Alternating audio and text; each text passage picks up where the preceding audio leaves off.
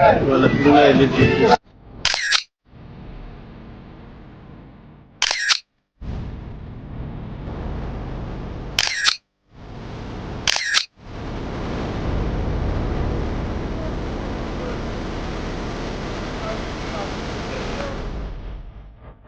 Du président du Faso et de son gouvernement a développé le réseau routier national conformément à la dynamique de la révolution progressiste populaire.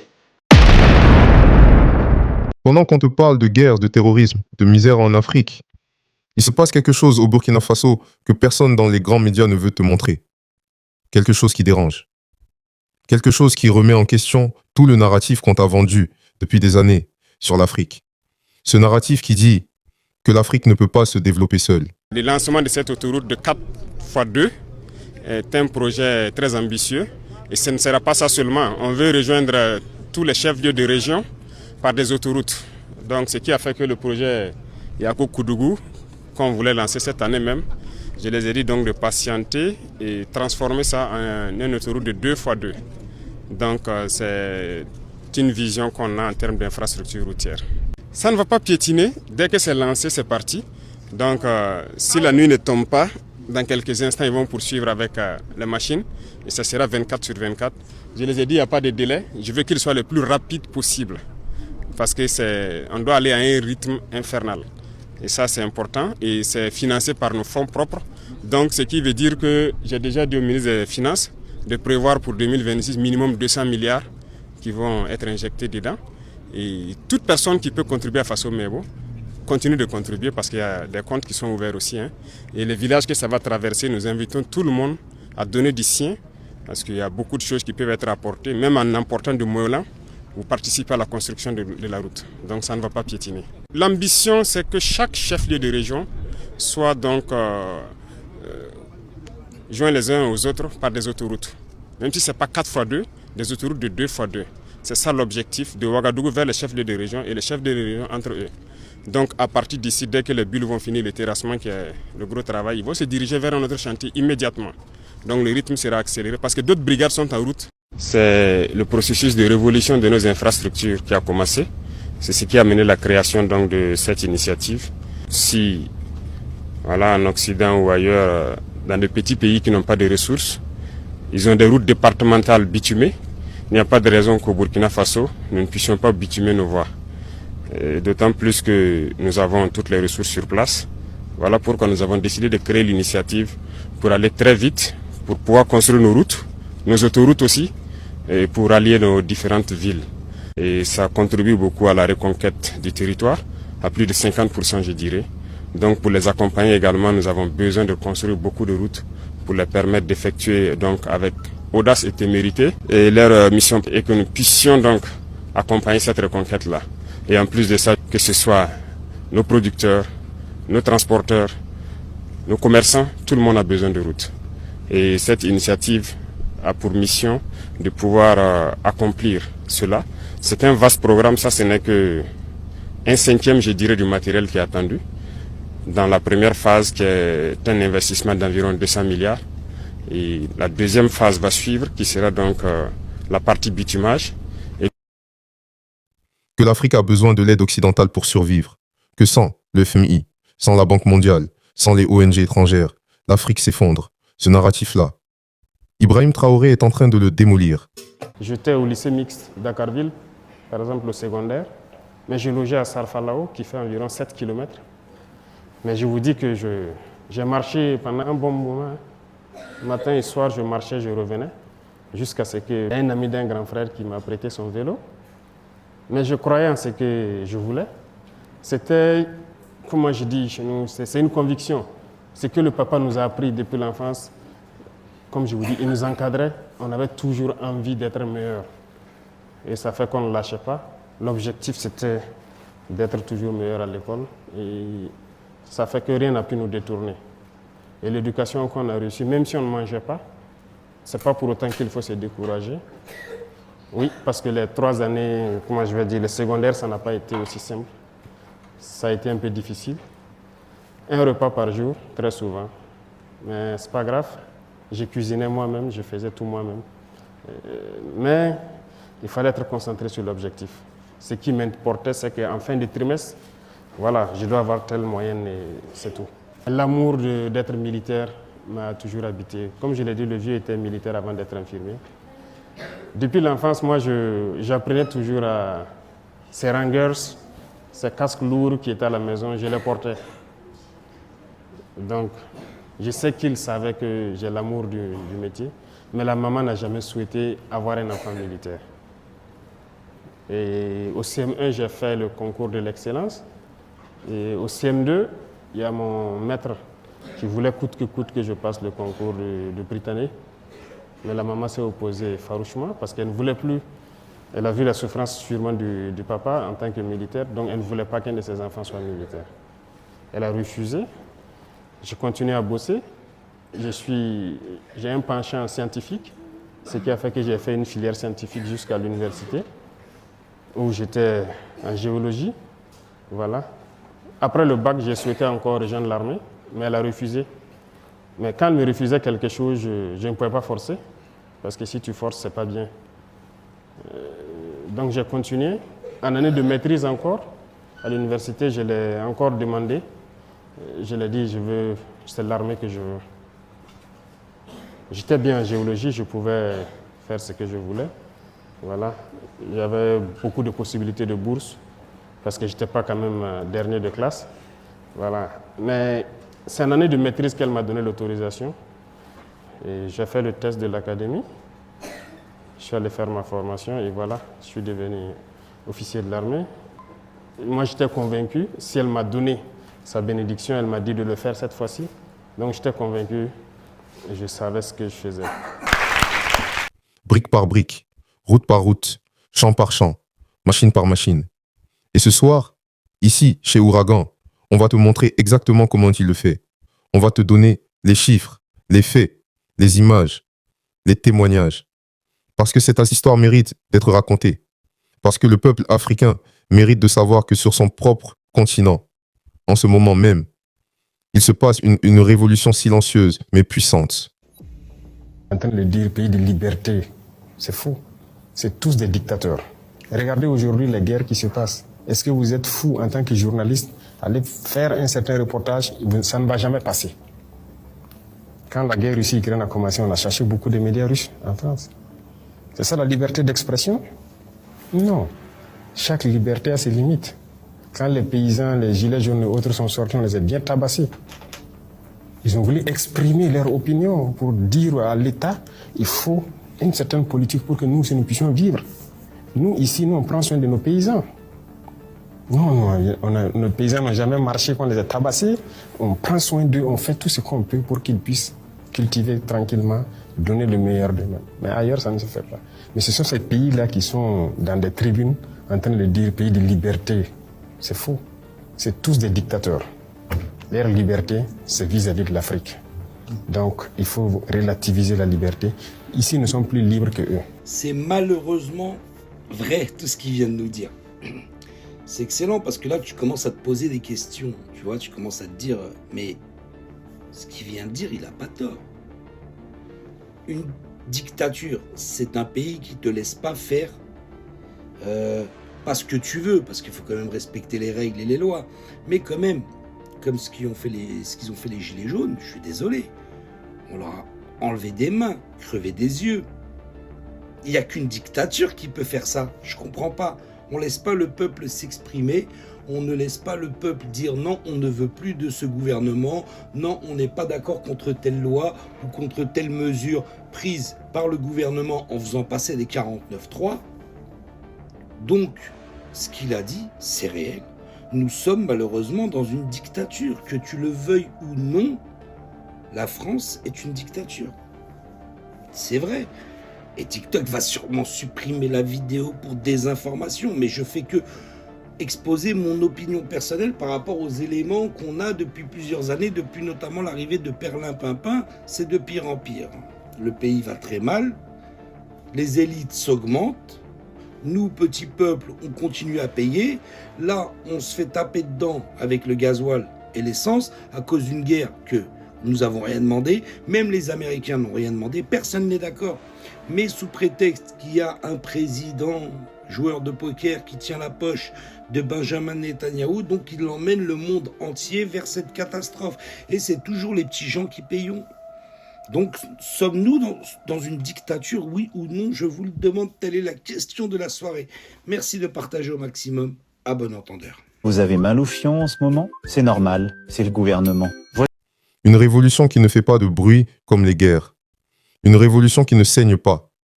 Une révolution qui construit au lieu de détruire. Une révolution qui plante au lieu d'arracher. Et cette révolution-là, elle a un nom. Elle a un visage. Elle a une vision. Et ce visage, c'est celui d'un homme de 37 ans qui a décidé que son pays n'allait plus attendre que quelqu'un vienne le sauver. Parce que personne ne viendra. Parce que personne n'est jamais venu pour sauver l'Afrique. Ceux qui sont venus pour prendre. Et Ibrahim Traoré, il a compris ça. Il l'a compris et il a agi. Alors installe-toi. Parce que ce soir, on te raconte une histoire qui va te remplir d'une chose rare. Une chose que trop d'Africains ont perdue depuis trop longtemps. L'espoir. Un espoir concret, réel, chiffré, visible. L'espoir que l'Afrique peut se lever et que quand elle se lève, rien ne peut l'arrêter. C'est parti. Bobo Dioulasso, deuxième ville du Burkina Faso. Une ville que beaucoup d'entre vous connaissent pour ses rues poussiéreuses, ses nids de poules, ses routes défoncées qui cassèrent les voitures et les dos des habitants depuis des décennies. Une ville où sortir de chez soi le matin, surtout en saison des pluies, c'était une aventure, parfois une galère, parfois un danger. Les enfants tombaient, les vieux glissaient, les commerçants perdaient des clients parce que personne ne voulait traverser des routes qui ressemblaient à des champs de bataille. Monsieur Samba, propriétaire d'un petit restaurant de poulet rôti dans le quartier, il te le dira lui-même. Avant, les clients ne venaient pas. Pas à cause de sa cuisine, pas à cause de ses prix, à cause des routes, à cause de la poussière, à cause de l'inconfort de simplement arriver jusqu'à son établissement. Alors il attendait, il survivait, comme des milliers de commerçants dans cette ville, comme des millions de commerçants partout en Afrique, qui voient leur potentiel bloqué non pas par leur manque de talent ou d'ambition, mais par l'absence d'infrastructures de base. Aujourd'hui, M. Samba ne reconnaît plus son quartier. Les clients reviennent, ils s'arrêtent, ils s'assoient, ils commandent, ils restent, ils parlent avec leurs voisins, ils créent du lien, ils créent de l'économie, parce que les routes devant son restaurant, elles brillent maintenant sous le soleil, lisses, propres, bien tracées, avec des trottoirs, avec des espaces verts, avec des panneaux, avec de l'éclairage. 11 kilomètres de route entièrement refaite. 52 000 mètres carrés de surface pavée. En un temps record, sans prêt du FMI, sans aide occidentale, sans conditions imposées par une chancellerie étrangère. Avec les ressources du Burkina Faso. Avec les mains du Burkina Faso. Avec la volonté du Burkina Faso. Voilà ce qui se passe à Bobo Dioulasso. Voilà ce que les grands médias ne te montrent pas. Parce que ça ne rentre pas dans leur narratif. Parce qu'une Afrique qui se construit elle-même, c'est un problème pour ceux qui ont besoin d'une Afrique dépendante. Mais ce qui est encore plus remarquable que les chiffres, c'est ce qui se passe autour de ces routes. C'est la transformation humaine, la transformation de l'âme d'un quartier, d'une communauté, d'un peuple. Parce qu'une route, quand elle est bien faite, quand les gens se sentent impliqués dans sa construction et dans sa préservation, une route devient bien plus qu'une infrastructure. Elle devient un symbole de dignité, un symbole de fierté, un symbole de la capacité collective à faire quelque chose de bien. Et c'est exactement ce qui s'est passé à Bobo Dioulasso. Les habitants ne se contentent pas de profiter des nouvelles routes, ils les protègent, ils les entretiennent. Ils forment des associations communautaires pour organiser le nettoyage, pour surveiller l'état du revêtement, pour signaler les problèmes avant qu'ils ne deviennent des catastrophes. Betty Bien-Ayon, habitante de longue date du quartier, elle dit quelque chose de simple mais de profond. Elle dit, on ne fait pas que bénéficier des nouvelles routes, on participe. Et c'est ça qui nous rend fiers de notre ville. Tu entends ça? On participe. Ce n'est pas le gouvernement qui fait quelque chose pour les gens. C'est le gouvernement et les gens qui font quelque chose ensemble. Et cette nuance-là, elle change tout. Parce que quand les gens sont propriétaires de ce qui a été construit, quand ils sentent que c'est à eux, ils le protègent, ils le respectent, ils le transmettent à leurs enfants comme quelque chose de précieux. Et les enfants grandissant dans un environnement où la responsabilité civique n'est-ce pas un concept abstrait appris dans un livre? C'est quelque chose qu'ils voient leurs parents pratiquer chaque jour. Chaque coup de balai sur le trottoir, chaque signalement d'une dégradation, chaque réunion d'association pour planifier un nettoyage collectif. Tout ça, c'est de l'éducation civique en action. Gratuite, efficace, durable. Voilà ce qu'Ibrahim Traoré est en train de construire à Bobo Dioulasso. Pas seulement des routes, une culture, une mentalité, un peuple qui se prend en main. Maintenant, parlons de l'agriculture, parce que les routes, c'est bien, mais un peuple qui ne mange pas, un peuple qui dépend de l'aide alimentaire étrangère pour survivre, ce peuple-là n'est jamais vraiment libre, jamais vraiment souverain. Et Ibrahim Traoré le sait, il le sait profondément.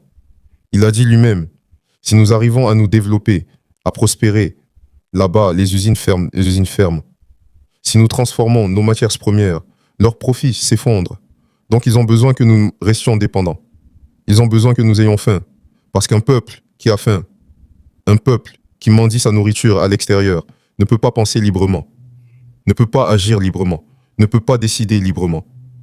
Et c'est pour briser cette dépendance alimentaire qu'Ibrahim Traoré a lancé quelque chose d'historique. 8000 jeunes volontaires, 8000 jeunes burkinabés qui auraient pu être sur les routes de l'émigration vers l'Europe, qui auraient pu être dans les griffes des passeurs, qui auraient pu risquer leur vie dans le désert ou en mer pour aller chercher une vie meilleure ailleurs. Au lieu de ça, ces 8000 jeunes sont dans les champs du Burkina Faso. Ils cultivent, ils irrigent, ils protègent, ils construisent. Chaque coopérative reçoit au minimum 12,5 hectares de terre, équipés de puits, de grillages de protection, de semences, de tracteurs motorisés, de pulvérisateurs, de tout ce qu'il faut pour transformer une terre en source de vie. Mais ce n'est pas seulement une formation agricole, c'est une formation complète. Ces jeunes apprennent l'agriculture, mais ils apprennent aussi l'éducation civique, les droits et les responsabilités du citoyen, les valeurs culturelles de leur peuple, la résolution pacifique des conflits et les bases de la sécurité communautaire. En ce moment, plus de 1000 hectares de terre ont déjà été mis en valeur. Un quart de l'objectif total de 5000 hectares.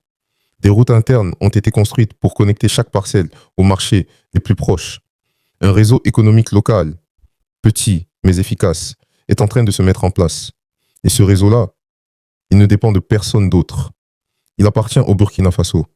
Il nourrit le Burkina Faso. Il enrichit le Burkina Faso.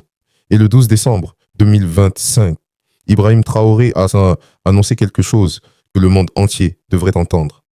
764 machines de construction, valant des milliards de francs CFA, vont être distribuées dans chaque village et chaque région du pays.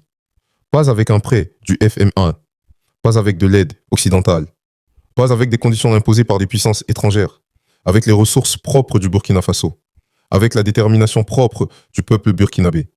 Traoré l'a dit clairement, sans ambiguïté, sans langue de bois, nous n'avons pas besoin de l'aide extérieure. Nous allons nous sauver nous-mêmes. Tu réalises ce que ça veut dire pour un pays africain en 2025, dire publiquement qu'il n'a pas besoin de l'aide occidentale. C'est un acte révolutionnaire. C'est défier un système vieux de plusieurs siècles. Un système qui a été construit précisément pour maintenir les nations africaines dans la dépendance. Ce système, il s'appelle aide au développement. Il s'appelle ajustement structurel. Il s'appelle prêt conditionnel. Et derrière ces mots beaux, il y a une réalité simple et brutale. On te donne de l'argent. Mais en échange, tu ouvres tes marchés à nos produits. Tu privatises tes services publics. Tu acceptes nos bases militaires sur ton sol. Tu vends tes ressources naturelles à nos multinationales à des prix que nous fixons nous-mêmes. Et au bout du compte, tu es plus pauvre qu'avant d'avoir reçu l'aide. Parce que l'aide n'était pas faite pour te développer. Elle était faite pour te contrôler. Ibrahim Traoré a compris ça et il a dit non. Et ce non, il le traduit en axes concrets.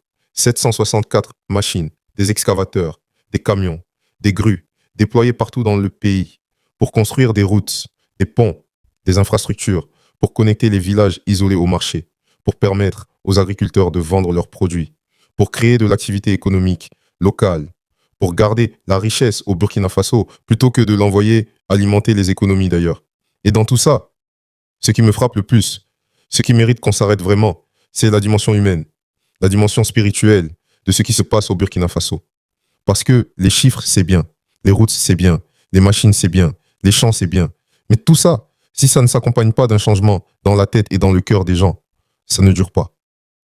L'histoire de l'Afrique est pleine de projets de développement qui ont été construits, qui ont brillé pendant quelques années et qui sont tombés en ruine parce que les gens ne se sentaient pas propriétaires, parce que les gens vivaient ces projets comme quelque chose qui leur avait été imposé de l'extérieur, pas comme quelque chose qu'ils avaient construit eux-mêmes. Ibrahim Traoré a compris ça aussi. Et c'est pourquoi tout ce qu'il fait, il le fait avec le peuple, pas pour le peuple, avec le peuple. Il se déplace sur les chantiers, il parle aux agriculteurs, il regarde les ingénieurs dans les yeux. Il dit aux jeunes volontaires, chaque mètre de route que vous construisez aujourd'hui est un pas vers la liberté du pays. Et ce n'est pas du populisme, ce n'est pas de la démagogie. C'est une vision profondément africaine. Une vision qui dit que le développement véritable, le développement durable, ne peut venir que de l'intérieur, de la volonté intérieure, de la fierté intérieure, de la conviction que nous sommes capables, que nous avons les ressources, que nous avons l'intelligence, que nous avons la créativité, que nous avons tout ce qu'il faut pour construire notre propre avenir. Nous n'avons pas besoin qu'on nous le construise. Nous n'avons pas besoin qu'on nous dise comment le construire. Nous avons juste besoin d'être libres de le construire à notre façon, avec nos valeurs, avec notre culture, avec notre histoire, avec notre vision du monde. Et Ibrahim Traoré, il incarne cette liberté-là. Il la vit, il la pratique, il la transmet. Maintenant, parlons de ce que ça signifie pour le reste de l'Afrique. Parce que ce qui se passe au Burkina Faso, ce n'est pas seulement une histoire burkinabé, c'est une histoire africaine. C'est une histoire qui appartient à tout le continent. Quand Traoré déploie 764 machines sans aide extérieure, le Mali regarde, le Niger regarde, le Tchad regarde, la Guinée regarde, le Sénégal regarde, tous les pays du continent regardent. Et ils se posent la même question. Si le Burkina Faso peut, pourquoi pas nous? Et c'est exactement la question qu'Ibrahim Traoré veut que tout le continent se pose. Parce qu'il sait que si cette question se répand, si cette conviction se propage, si ce modèle de souveraineté et d'autosuffisance s'étend, alors le système de dépendance qui maintient l'Afrique sous contrôle depuis des siècles, ce système-là commence à s'effondrer. Et ces bâtisseurs, ceux qui en profitent, ceux qui ont besoin de garder l'Afrique faible pour rester forts eux-mêmes, ils le savent. C'est pour ça qu'ils ont peur. C'est pour ça qu'ils font tout pour déstabiliser les gouvernements africains qui essaient de prendre ce chemin. C'est pour ça qu'ils financent des oppositions, qu'ils orchestrent des sanctions économiques, qu'ils utilisent leurs médias pour salir la réputation de dirigeants, comme Traoré. Mais le peuple africain est en train de se réveiller. Et un peuple réveillé, un peuple qui voit de ses propres yeux que l'autosuffisance est possible, ne peut plus être endormi par les vieux narratifs, ne peut plus être convaincu que sans l'aide occidentale, il va mourir, parce qu'il voit les routes de Bobo Dioulasso. Il voit les champs des 8000 jeunes volontaires. Il voit les 764 machines déployées partout dans le pays. Et il se dit, c'est possible, c'est réel, c'est là, devant mes yeux. Je veux finir avec toi, personnellement, directement. Parce que tout ce qu'on a dit ce soir, les routes de Bobo Dioulasso, les 8000 jeunes dans les champs, les 764 machines, la vision d'Ibrahim Traoré, tout ça ne sert à rien si toi tu restes spectateur. Si toi tu regardes cette vidéo avec admiration pendant 2 minutes, et puis tu passes à autre chose. L'Afrique n'a pas besoin de spectateurs admiratifs. L'Afrique a besoin de participants actifs. Et tu peux participer, même depuis ton salon, même depuis ton téléphone, même depuis l'autre bout du monde. La première chose que tu peux faire, c'est parler. Parler de ce qui se passe au Burkina Faso autour de toi, à ta famille, à tes amis, à tes collègues, à tes voisins. Combien de personnes autour de toi connaissent les routes de Bobo Dioulasso? Combien savent que 8000 jeunes burkinabés cultivent leurs propres champs en ce moment? Combien savent que 764 machines ont été déployées sans un seul centime de prêt étranger? Pas beaucoup, parce que les grands médias n'en parlent pas. Alors c'est à toi de le faire. Chaque conversation, c'est une graine plantée. Chaque partage, c'est une lumière allumée. Chaque commentaire qui dit « Regardez ce qui se passe au Burkina Faso », c'est une résistance au narratif dominant. La deuxième chose que tu peux faire, c'est refuser le défaitisme. Ce défaitisme qui dit que l'Afrique ne peut pas, que les dirigeants africains sont tous corrompus, que le développement africain est une illusion, que la dépendance est une fatalité. Ce défaitisme, il n'est pas naturel. Il a été cultivé. Il a été semé délibérément dans les esprits africains pour produire exactement ce qu'il produit, l'inaction. la résignation, l'attente d'un sauveur extérieur qui ne viendra jamais. Ibrahim Traoré refuse ce défaitisme. Et toi aussi, tu dois le refuser. Pas naïvement, pas en fermant les yeux sur les problèmes réels, mais en refusant que ces problèmes deviennent des excuses pour ne rien faire. La troisième chose, et c'est la plus importante, c'est de te souvenir, de garder ces histoires vivantes dans ta mémoire, dans tes conversations, dans tes partages. Parce que le changement ne se fait pas en un jour. Le changement se fait dans la durée, dans la constance, dans la fidélité à une vision, même quand les résultats tardent à venir. Ibrahim Traoré est en train de construire quelque chose qui prendra des années à donner tous ses fruits. Et pendant ces années, il a besoin que les peuples africains restent attentifs, restent informés, restent solidaires, restent debout. Partage cette vidéo, maintenant, sans attendre, parce que chaque partage, c'est un vote pour une Afrique qui se construit elle-même. Laisse ton commentaire. Dis-moi ce que tu penses de ce qui se passe au Burkina Faso. Est-ce que tu crois que ce modèle peut s'étendre à d'autres pays africains? Qu'est-ce qui t'inspire dans la vision d'Ibrahim Traoré? Qu'est-ce qui te préoccupe? Je veux te lire. Je veux cet échange. Abonne-toi, active la cloche. Et surtout, reste fier. Fier d'être africain. Fier de voir que sur ce continent, malgré tout ce qu'on nous dit, malgré tous les obstacles, il y a des hommes et des femmes qui se lèvent et qui construisent, qui plantent et qui récoltent, qui pavimentent et qui s'organisent, qui refusent de baisser la tête, qui regardent le monde dans les yeux et qui disent « Nous sommes capables, nous n'avons besoin de personne pour nous sauver. Nous allons nous sauver nous-mêmes. » Et ce message-là, ce message du Burkina Faso qui se construit, c'est le message le plus puissant que l'Afrique puisse envoyer au monde en ce moment. Ici, c'est Ouragan. On lâche jamais. À très bientôt.